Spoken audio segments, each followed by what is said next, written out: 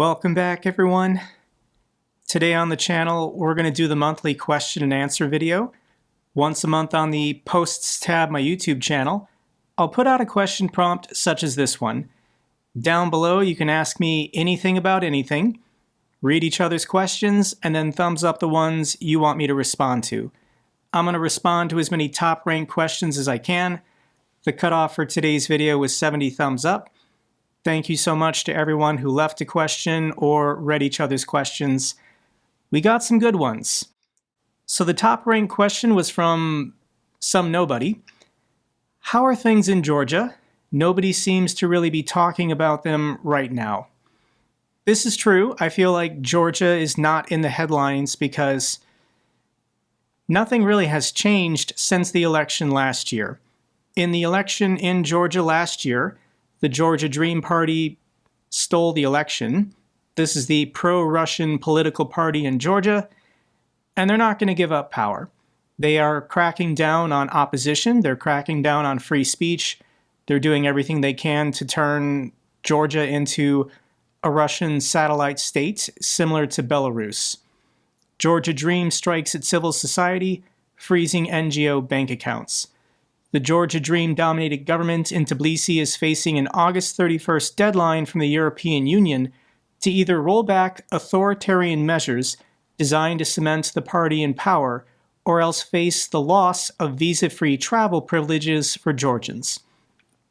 Right now, citizens of Georgia can easily travel to the EU, but if the Georgia Dream Party doesn't stop cracking down on opposition, then yes, I think the European Union is going to change the visa status.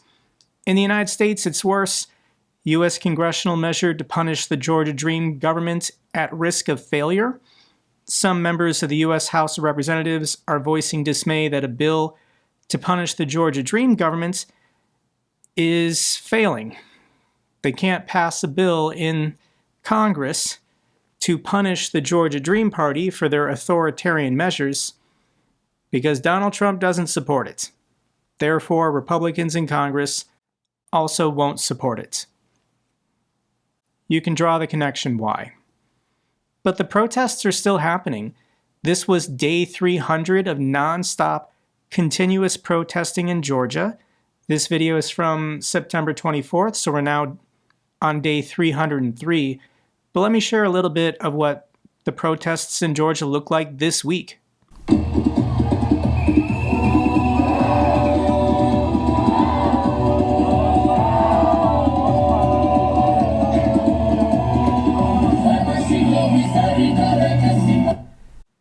The people of Georgia want to be free, but their government doesn't want that.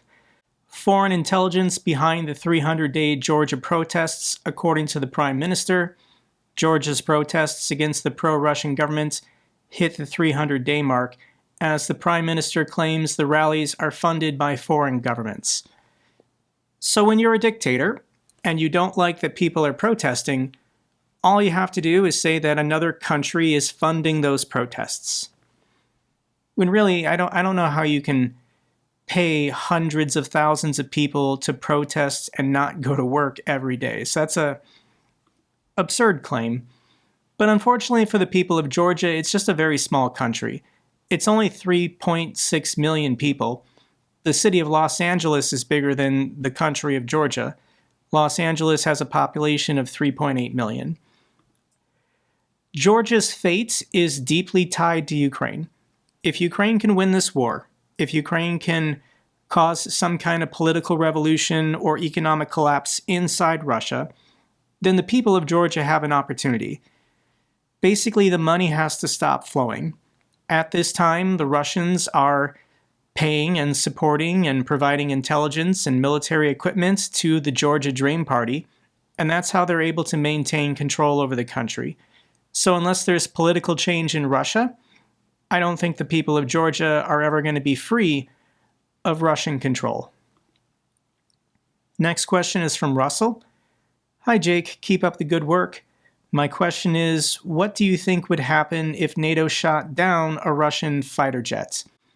This is the comment that surprised everyone this week. Donald Trump was asked, "Do you think that NATO countries should shoot down Russian aircraft if they enter their airspace?" Trump said yes. This surprised Zelensky. This is the Polish foreign minister saying, "Roger that. We will shoot down Russian planes if they violate our airspace." Now, what would Russia do in response immediately? And I don't think they would do anything. I don't think there would be a kinetic response. This would obviously upset the Russians, and in Russian state media, they would play the victim. They would say that NATO is clearly the aggressor. They just shot down one of our planes and killed one of our pilots. But more than likely, at some point in the future, Russia would respond by shooting down another commercial airliner. If a commercial airliner, for some reason, makes a mistake and accidentally crosses into Russian airspace, yes, the Russian government would shoot it down and kill innocent people because that's what the Russians do. Korean Airlines Flight 007, this was 1983. The Russians shot it down and never felt remorse.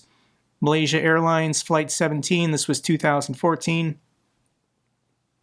Russia was found guilty of shooting down this plane and killing hundreds of civilians on board. Russia has no remorse.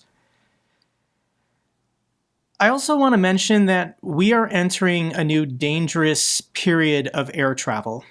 Ukraine has invented these new Stinger drones. These are short-range FPVs that, actually they're not FPVs, I think they're guided by radar. But these Stinger missiles are being invented to shoot down these long-range Russian Shaheeds. But this technology now exists. What's to stop civilians or terrorists or even the government of Russia from also developing this technology and then using these to shoot down any plane they want?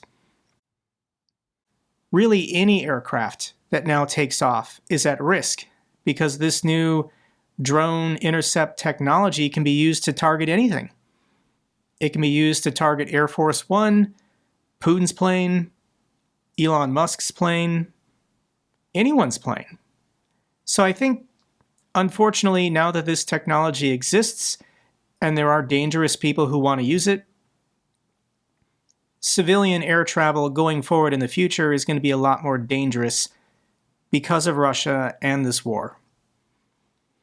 Next question.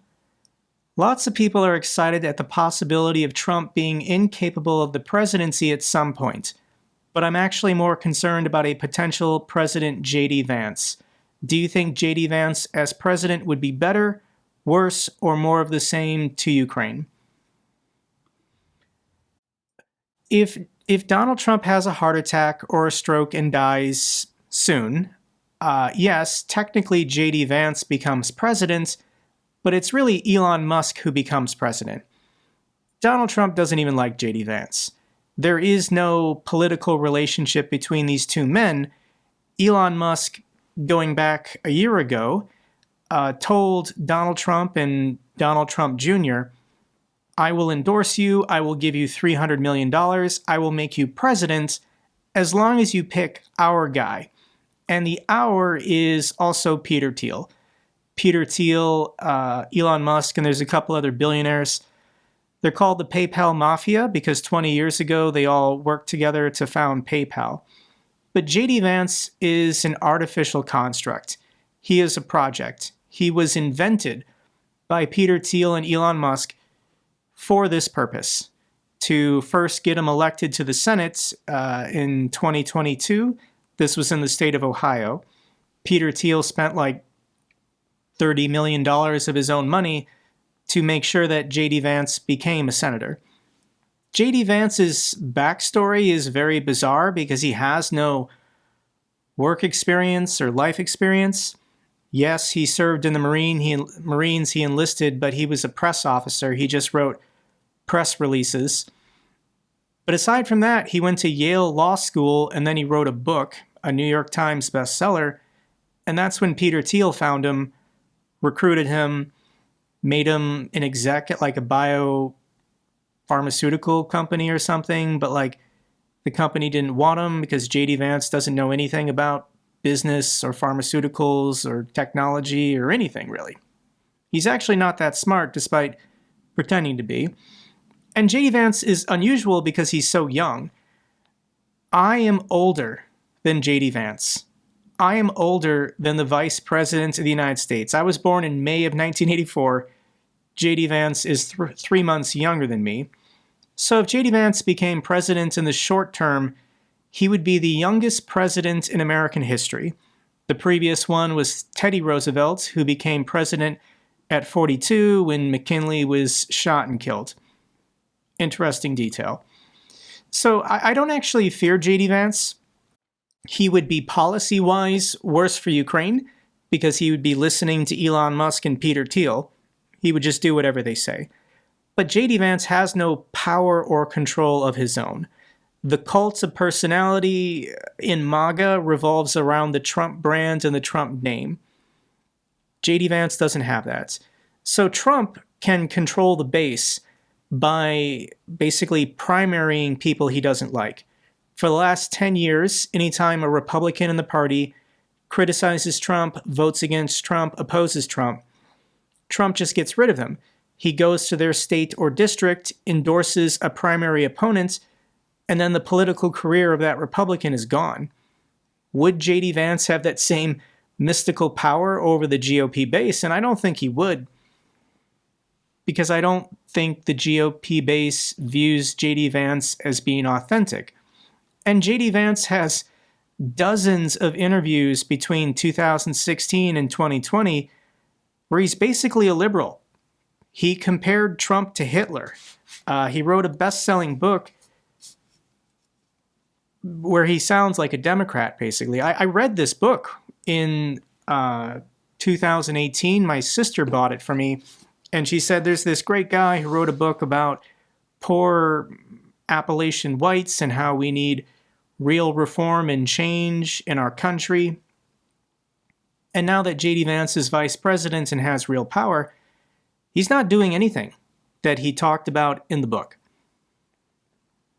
He's not helping anyone. He's only helping himself. And in the book, he admitted to his grandmother that he thought he was gay. I actually do believe that JD Vance is gay, but if he wants to be successful in the Republican Party, he can never actually be gay. JD Vance once compared Trump to Hitler. I already mentioned this. Yeah, there's lots of interviews in which he compared Trump to Hitler, and he's a fascist and he's dangerous. But if you want to know what the alt-right conservative base in America actually thinks about JD Vance, then you can check out a guy named Nick Fuentes. Nick Fuentes is a Nazi, but he does represent a lot of young conservative men in America. He has a huge following on Rumble, and I actually think YouTube is going to allow him back on YouTube soon. But let me play for you a little bit of what the alt-right, Nick Fuentes, thinks of JD Vance. Actually, wait. I was going to play these clips, but I just realized I don't think I can play them. If Nick Fuentes has been banned from YouTube, I don't know if I can even play clips of Nick Fuentes. So I'm going to have to edit around this, but I will link these clips down below. I don't want this video to be deleted or censored, so I'll have to just link these down below. I'm sorry, but Nick Fuentes is probably one of the most censored people on the internet. But in these clips, I've got two of them. I'll just read the quotes. "Your guy is literally a fat gay race traitor who married a Jeet. Groypers are brown. Dude, JD Vance's kids are brown." So there's racism here, and JD Vance's wife's family is from India. JD Vance's son's name is Vivek. So there is a lot of... It doesn't bother me, guys, whether or not JD Vance has a mixed race family and mixed race children, but it does deeply upset and offend the MAGA base. So that's why I don't really think that JD Vance will ever have the same level of power and control over right-wing Americans as Trump currently has. I'll link those insane clips down below, I'm sorry. Next question is from Awesome HPT. If the Democrats have some success in the midterm elections next year, What can they do to put a check on Donald Trump? Depending on which house in Congress that they might gain a majority in, or perhaps a majority in both. What could Democrats do if they take control of either the House or the Senate? And the immediate thing is they can hold hearings. They can do investigations. They can call expert witnesses and have testimony and start laying the groundwork for basically impeaching and removing Trump and holding all of his cronies accountable for the very serious crimes they've committed. There's no reason why Pete Hegseth should still be in charge of the military when he clearly violated in the group signal chats, he released classified information, where and when planes would be, the outcomes of a strike. If I had done that as a captain in the Air Force related to top secret material that I knew, I would be in jail now. So at the very minimum, people like Pete Hegseth should be fired. We can also call witnesses to counter all the insane stuff that RFK Jr. is saying and doing, all the stuff happening with ICE and basically ICE building a network of concentration camps, and Trump is developing his own secret police force to make people disappear to these camps. This needs to be talked about. It needs to be investigated. Subpoenas need to go out, and that can't happen until Democrats at least control the House or the Senate. And concerning the Democratic Party, nobody likes them. Conservatives and Republicans hate Democrats, but liberals and Democrats also hate Democrats because they're losers. They are ineffective, they are weak, and they are terrible communicators. Chuck Schumer, the Senate Majority Leader, is not the leader of the Democratic Party. Hakeem Jeffries, the leader in the House, he's not the leader of the Democratic Party. I don't even know what the DNC chair looks like. Ken Martin? He's the former chair of the Minnesota Democratic Labor Party. He's irrelevant. And it's not anyone from the past. Bill and Hillary Clinton, just forget them. Barack Obama, forget him. Joe Biden is probably going to be dead within a year of prostate cancer. Kamala Harris, okay, if you want to have her show up at the convention in 2028, fine, but she is not the leader of the party. So the Democratic Party has never been weaker, and this is actually a brilliant opportunity for anyone with a bold message who wants to see real change in America. Just take over the party. Primary incumbents. Get rid of them. Democratic voters want to get rid of them, but we need a better alternative. People who sound and speak better and will actually fight for people rather than just capitulating or compromising in every opportunity. So I'm going to give you a name and a face of somebody I think is going to have a huge impact on this country over the next 10, 20, or 30 years. And his name is James Tallarico, and he is running for Senate in Texas. And I think he's going to win. This is not like Beto O'Rourke, who I did think was a flawed candidate. This guy is a brilliant communicator. He's got a wonderful message, and I do think he is reaching people. So the Democrats are going to be competitive in Texas this year, and I think this guy is going to surprise a lot of people. Beyond this, we are having special elections, both for state houses as well as Congress, and the results so far are very encouraging. We are still having free and fair elections, otherwise Democrats would be losing these. Democrats outperformed Kamala Harris in the swing state special election. This was in Arizona, and this is a Democratic district, but the Democrat outperformed Kamala Harris by an additional 20 percentage points. So this district obviously is going to be filled by a Democrat. There are still two other openings. There's going to be a special House race in Texas and then a special House race in Tennessee. And the majority for Republicans is 219 currently to 214, but this is probably going to shrink. Democrats will for sure get one of these two, so you can say they cancel it out. So you could say it'll be 220 to 215. It's a pretty thin majority the Republicans have, but I think they are concerned. This is why they're gerrymandering the state of Texas and the state of Missouri, and Trump is openly tweeting we need to gerrymander more states before the midterms, because the Republicans know they're going to get blown out if these are free and fair elections. Beyond this, I think it's incredibly important for Democrats to take control of the Senate, because that's how you block judges and block political appointees. So the Democrats, I think, have a chance with that Talico guy to win in Texas. I think they can win in North Carolina. I think they can win in Maine.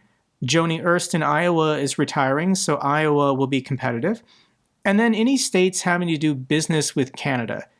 Because Trump's tariffs against Canada are so devastating and bad, I think for Democrats this puts Montana and Alaska back into play.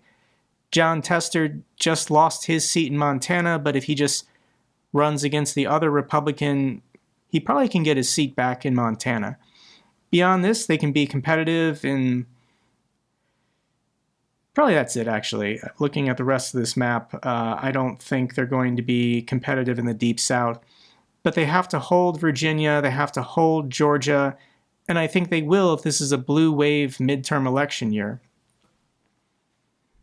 Aside from Congress, it's also very important that Democrats hold and pick up governorships, because states run elections. If Democrats control the state governments, then I'm feeling more confidence that our elections in 2028 will be free and fair. So the Democrats currently control the governorship in Michigan, Wisconsin, and Arizona. They have to hold all those. And then they have to pick up some new ones. If they can pick up the governorship in Nevada, perhaps Alaska, maybe Texas, if Matthew McConaughey actually runs for governor of Texas, which he's thinking about doing. But if they can win in Georgia, if the Democrats can be in charge of the election in 2028 in Georgia, then Republicans have a serious problem, because they won't be able to do their usual tactics to steal the election. Who is the future of the Democratic Party? And I don't think it's Gavin Newsom. I appreciate what his social media team is doing today, but I think Americans don't like and trust traditional politicians. They like celebrities. They like influencers. If you want to get a majority of Americans to vote for your guy, Donald Trump has been a celebrity since the 1980s. Donald Trump has been doing everything he can to get free media attention for himself for 40 years. And that got him the presidency twice. So I think in American history, American politics, there was this, political class where we respected these people for dedicating their lives to public service and becoming experts on how to manage governments and deal with foreign governments and all that stuff. But that's not how the average American thinks. They want someone that they can trust and they think is their friend and is someone that they can relate to on a personal level, which the usual Ivy League graduates in politics who went to law school can't do. I don't think Gavin Newsom, given his background and history, can connect or relate to the average American Joe, whoever. So I think there's a serious opportunity in 2028, and we don't know who this person's going to be. But in the age of social media, there is a serious opportunity for a celebrity or an influencer to come out of nowhere. And you don't need a majority of the primary to win. You just need like 33% in a 5-way race. I don't know who this person's going to be. I think in 2027, they're going to come out of nowhere, and they're going to win over a lot of people with their social media strategy. Another question from Awesome HPT. Why do you think Putin keeps violating NATO airspace? Is it a desperate attempt to divert aid away from Ukraine and towards NATO's eastern flank, or to sow division in the alliance? The answer to your question is in your question. It's all of those things. EU eastern states agree on need for a drone wall. So there are countries now saying maybe we shouldn't give up our air defense systems to Ukraine, We don't know what Russia will do. We need to spend more resources on ourselves, and that means maybe we can't help Ukraine enough. So there is that aspect. But beyond this, I think the Russians are just messing with NATO. The fact that this plane, crossed over Estonian airspace for 12 minutes, how much time did Russia save? They didn't save anything if they had just stayed in the international corridor. So they turned their transponder off, and they did this deliberately to make it look like NATO is overreacting. What Lavrov wants to do is he wants to go to the UN and say, NATO is a warmonger. They're threatening to shoot down our planes over nothing, over a slight guidance error of one of our planes. Now, I don't think Russia's actually acknowledged they did this, but if NATO did shoot down a plane and kill a Russian pilot, then Russia gets to go to the UN General Assembly and then say they're the victim. NATO is the aggressor. NATO shot down one of our planes over nothing. NATO wants war. NATO is trying to destroy Russia. That's the reason. Next question is from KBG.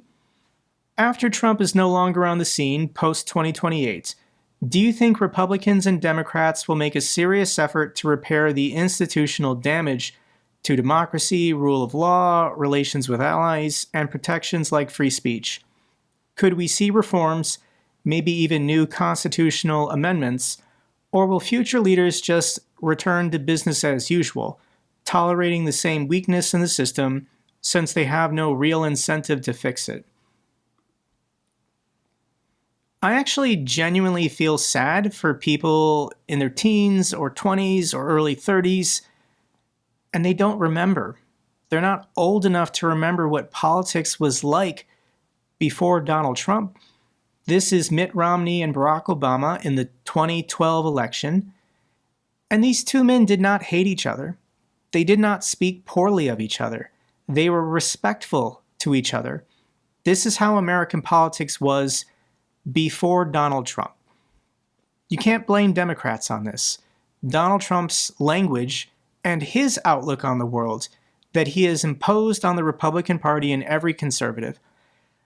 And I think the genie's out of the bottle. I don't think we're going back. Because in the age of social media, hate and rage and being offensive gets more engagement. It gets you more views and clicks and shares and retweets and comments. And I don't see anybody else making this argument about how social media has radically changed our politics. And I can prove this to you with voter turnout. This is the 2000 presidential election between George Bush and Al Gore. At the top here, this is showing voter turnout. What percent of eligible adults chose to vote? So Al Gore got 51 million, George Bush got 50.5. Voter turnout was 54%. Let's fast forward to the 2012 election. Let's see, Mitt Romney got 60, Barack Obama got 65, but voter turnout went to 58%. So over the course of 12 years, it only increased from 54 to 58. But let's now go to the 2016 election, and we've got 65 and 62 million people voting. Voter turnout is now 60%. Fast forward to 2020, and now we've got Trump getting 74 million, Biden getting 81, and voter turnout is 66%. So we went from 54 to 66 over 2 decades, basically. Why such an increase in voter participation? Why are more Americans choosing to vote? And it's because social media. I remember as a kid, if you didn't want to pay attention to US politics, don't read the newspaper and don't watch corporate or cable news. You used to be able to live your life not knowing or caring what was going on in American politics. But because of social media and the algorithms, this is now impossible. Everyone on Instagram, everyone on TikTok, everyone on Facebook or Twitter or wherever, You can't scroll the algorithm without being hit with a political post, either for or against whatever you choose to believe. You can't escape it. That is kind of misery, honestly, because people should have the ability to focus on their job, focus on their family, focus on their hobbies, focus on whatever they want to enjoy from life without being constantly bombarded with political news and political attacks. But we've invented a society where this is impossible. There's no reason why Joe Rogan should be talking about politics on his personal podcast. But when you have to make daily content, this is what I do, I'm a YouTuber. When you have to make content every day, and there's not new news from your favorite musician, or there's not a sporting event to talk about, what can you fill it with it? You fill time. You fill social media by talking about politics. And even then, when there isn't stuff happening in politics to really focus on, you can just bring up conspiracies. What happened on 9/11? Who killed JFK? Are aliens real? Did we land on the moon? This is what this guy does to fill time. He thinks it's fun, he thinks it's interesting, but I don't think these people actually care. I don't think most social media commentators who do talk about politics care about people because they're all millionaires. They're pretty rich. I'm generalizing here. Obviously, there are lots of decent people who want to affect change, but I just don't know how anyone can see what's currently happening in America as a direct result of Donald Trump and think this is a good thing, that America currently is on the correct path, when just this morning Donald Trump tweeted he's going to deploy the military to Portland, war-ravaged Portland. And the military has the authorization to use full force against American citizens. Like, my country has gone insane. And these people who helped Donald Trump get elected, the casual observers of politics, they're pretty damn quiet right now. If you want to know what I actually think about US politics right now, I'll link this video down from Al Jazeera English. This is the commentator and author Chris Hedges. The title of the video is Democracy Doesn't Exist in the United States. This video went up 7 months ago and it's got 1.9 million views. So it's an interesting interview if you want to check it out. But basically he says what American politics was prior to Trump was corporatocracy. Our government, members of Congress, the courts, it existed to serve corporations. Now, this is still beneficial to people because corporations serve people. Corporations are staffed by people. So for 200 years, America made do with a corporatocracy, a government of corporations, for corporations, by corporations. Not ideal, but America was doing just fine. What Donald Trump and his oligarchs have done is they're trying to destroy the old system where every politician and judge just serves corporations, not people. And they want oligarchy. They want a couple guys, 5 or 6 big dogs at the top, and they own everything. They decide everything. They call all the shots. This is Donald Trump, the king of the oligarchs, making as much money as he can, as fast as he can in office. Elon Musk, Peter Thiel, David Sachs, there's a couple of these guys, but they don't want the rules to apply to them, and they don't care about other corporations. They don't care about other CEO leaders.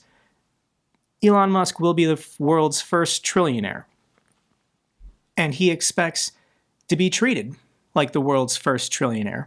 He wants special access, special privileges. He wants more control over more governments around the world. This is why Elon is so invested in the politics of Argentina, Brazil, the UK, Germany, Romania. These people are globalists, and they want to control everyone and everything. This is what the United States government under Trump is currently enabling.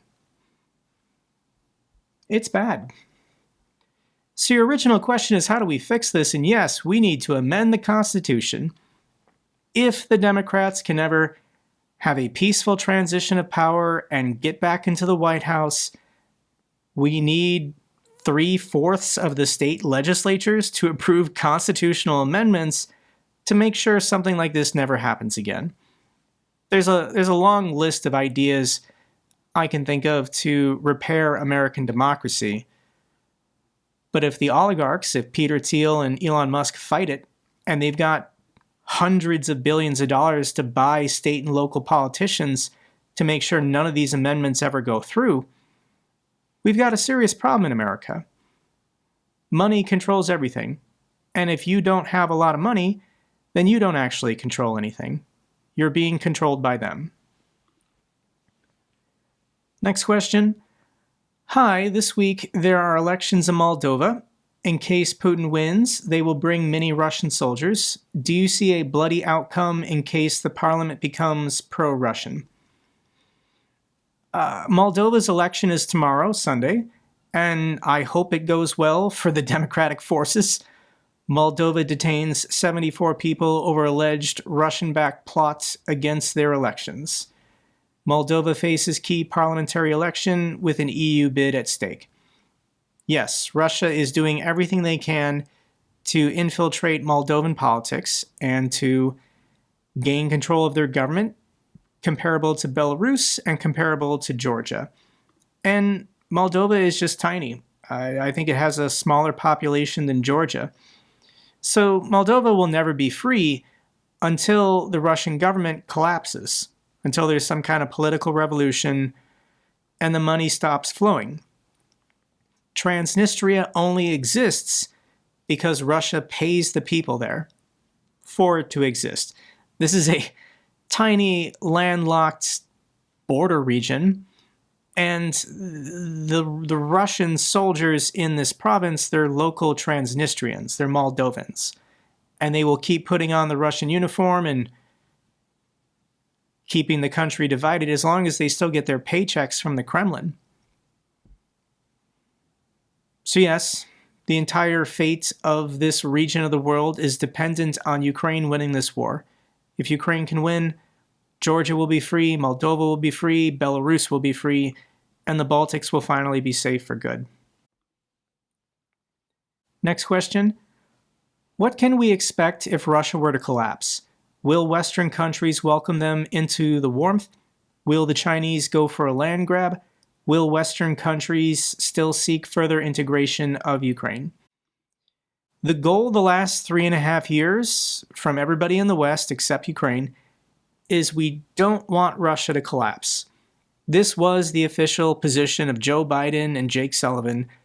We don't want Putin deposed. We don't want Russia to collapse for fear of loose nukes. Russia has about 6,000 nuclear warheads. You got to add these two numbers together. And if Russia destabilizes or collapses, then there's going to be regional warlords fighting over resources, gold mines, gas fields, and they're all going to have nuclear weapons. My argument here on this channel the last 3.5 years is we don't have a choice. This is a nightmare dystopian future if the Russian government falls and they lose control, the command and control of all these nuclear weapons. But Putin's not giving us a choice. We can't let the alternative happen where Putin just gets to invade 14 countries and then reconstitutes the Soviet Empire. Concerning China, yes, if there is instability in Russia, then China is going to immediately demand back their borders from 1850. So this red line is the borders of the Qing Empire in 1850. This was what China refers to as their century of humiliation between 1850 and 1950, in which European powers, the French, the British, the Germans, the Portuguese, they carved up China. And yes, the Russians came down from the north and they stole, through war, outer Manchuria. They basically cut off China from the Pacific Ocean. This locks China's navy within the first island chain, which is dominated by the United States. So China desperately wants this territory back from Russia. And if there was instability, they probably would go for more. And I don't think anyone in the United States or the West would stop China. If the Chinese military wants to roll north and start securing all of these nuclear sites that Russia has in Siberia, I think Western powers would say that is the lesser of two evils given the other outcome. Not ideal, but this is the dangerous world that Putin has created. Next question from Marco. What made Trump do a 180 on Russia all of a sudden? I did cover this in my last update video. You can go watch that. You asked the question before this video came out. And I think Trump does genuinely feel embarrassed by his Alaska summit because he got nothing. Putin agreed to nothing. Donald Trump gave the red carpet treatments, literally, US soldiers on their hands and knees rolling out a red carpet. And Putin didn't agree to anything or give Donald Trump anything. I also think Donald Trump was very disturbed or upset by the Chinese military parade in Beijing. This was the Shanghai Cooperative Organization, in which Kim Jong-un is on Xi's left and Putin is on Xi's right. 3 large militaries of more than 1 million members. Between these 3 countries, they've got more nuclear weapons than the United States. This is the kind of stupid hard power stuff that freaks Donald Trump out. Trump, for 10 years, has been sucking up to these guys and flattering them and praising them because he wants to be the leader of these autocrats. He wants to be the big brother to Kim Jong-un, the, fatherly figure or something to Vladimir Putin. It's stupid. It's incredibly stupid. The United States is much better off with our NATO partners and allies than with impoverished countries. Like 80% of civilians in North Korea don't have electricity. 1 in 5 Russians poop in their backyard. China's in terminal decline because of their disastrous one China policy. Like, these 3 countries are basket cases. And yes, they have large militaries, but they're incredibly weak. But Donald Trump only sees hard power. He only sees military strength. And he wants to be friends with these guys. But I do think, especially with the state visits, when Trump visited the British monarch, the royal family definitely talked to him about Ukraine. Thank you so much to the British people and the British monarchy, King Charles. I think that conversation also helped. In addition, I think Zelensky at the UN met with Trump and explained to him how bad things are getting as far as Russian fuel situations. Russian fuel crisis escalates as half of gas stations in Crimea have halted gas sales.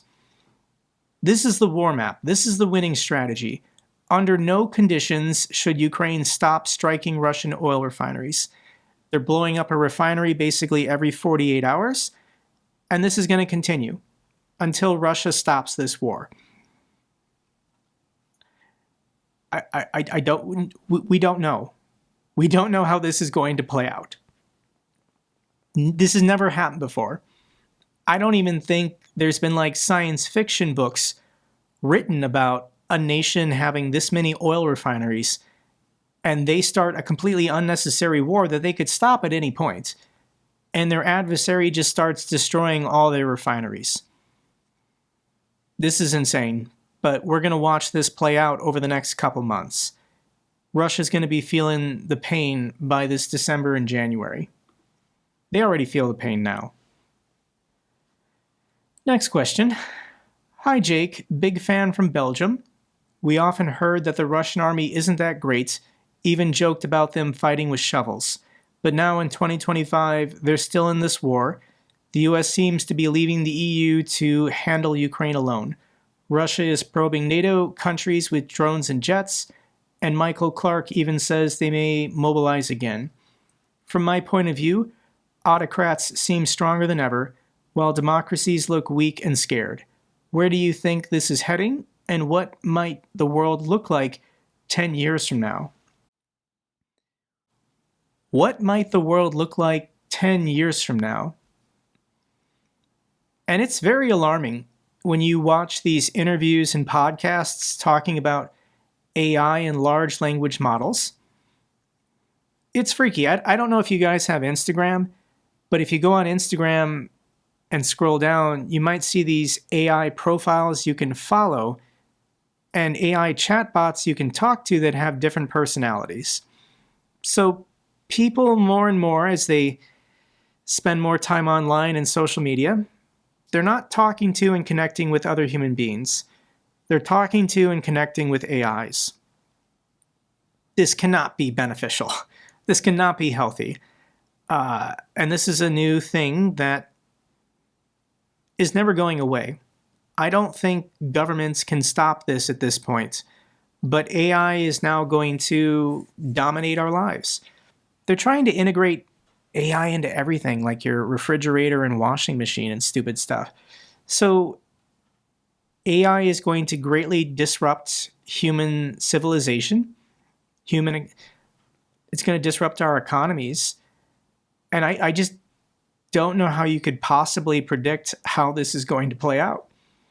There's a fantastic YouTube channel that I recommend called Kurtzagod. It's got 24 million subscribers, so that's how you know it's good. And they make these kinds of videos. What would happen if, a nuke went off a city? 3 ways to destroy the universe. Here's a video on loneliness. It's hard for me to speculate. All I know is things are concerning, things are bad. Is it hopeless? No. Do you still have full control over your own life and your own decisions? Yes, you do. You can still continue forming real connections with other human beings, despite what other people decide to do with their lives. Hopefully it doesn't affect yours, and you can still be a good person. You can still make real connections. In general, though, the United States, I think, is an advanced form of what is happening in other countries. We're just basically ahead of the curve. And there is a turning point happening between capitalism and democracy. For 200 years in the United States, this has been a symbiotic relationship. If you are a free society, this encourages investment, development, innovation. I'm a capitalist guy. I think capitalism is fantastic. But at the same time, I think at the moment, capitalists, oligarchs, are trying to destroy our democracy. They're trying to end it to stop the game now when they think it benefits them the most. So we're going to have a serious dialogue and awakening about the dangers of capitalism, but it's more really consumerism. I am disheartened that so many people my age and younger, the only thing they care about is money.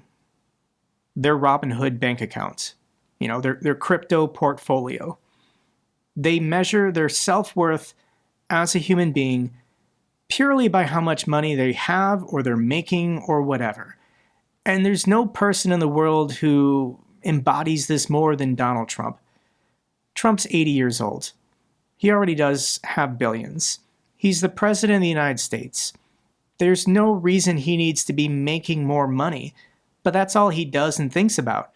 Selling hats and Bibles and NFT trading cards. It's really weird how he is so focused on making more money for himself as president, and he wants to celebrate it before he dies. This is insane that we're building this $200 million ballroom grand addition to the White House so that Donald Trump and his friends can have lavish parties. This is like Palace of Versailles right before the French Revolution stuff. Meaning, for America's aristocracy, things could get violent or dangerous for you. Because This kind of consumption, this kind of worshiping of gold and wealth and power, a lot of people are being displaced. A lot of people are being crushed. A lot of people are becoming hopeless.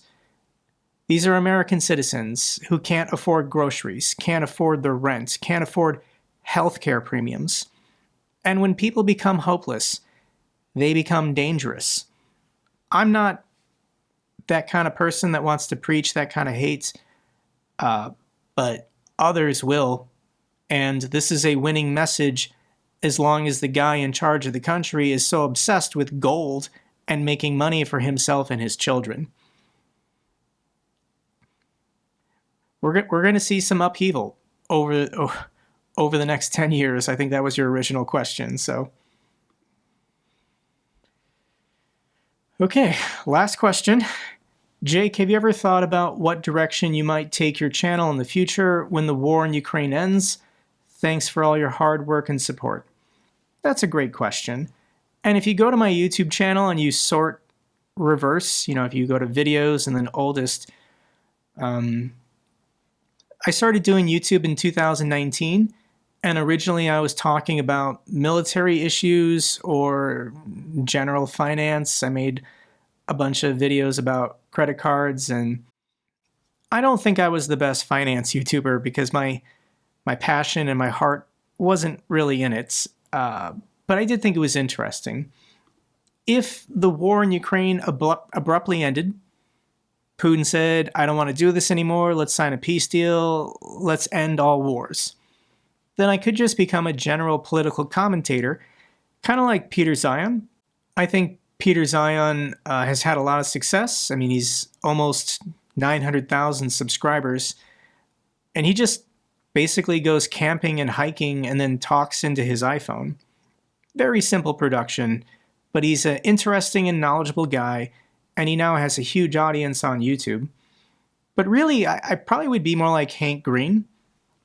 I'm a nerd fighter. If you guys don't know what that is, don't worry about it. I've been part of the Vlog Brothers community on YouTube for 15 years, and Hank Green makes just interesting videos. Whatever he wants to talk about, whatever he learns for himself, and then he thinks he can explain well for other people, he's basically just a general communicator about whatever's going on that he thinks is interesting. There's also fantastic channels like CGP Grey. I've also been following this guy for 15 years. I love his videos. If I was smart enough, if I had gotten a master's or a PhD in something science related, then I would love to be like a science communicator, comparable to the channel Veritasium. Unfortunately, I don't have the background for this, but I can always just teach myself more, learn more, and then try and make effective videos communicating science and knowledge, positive stuff to help the world. But for now, I am chained to my desk, and I'm going to continue making these update videos until Russia is defeated. Ukraine has my full support for as long as it takes. I'm never going to waver. I'm never going to stop. Russia will be defeated. Okay, that's all for this Q&A. Thank you again to everyone who made it this far and you're still watching. You're a super fan. I greatly appreciate you. If you guys want to give this video a like or leave me a nice comment, I love hearing from you guys. Till the next update video, take care, everyone.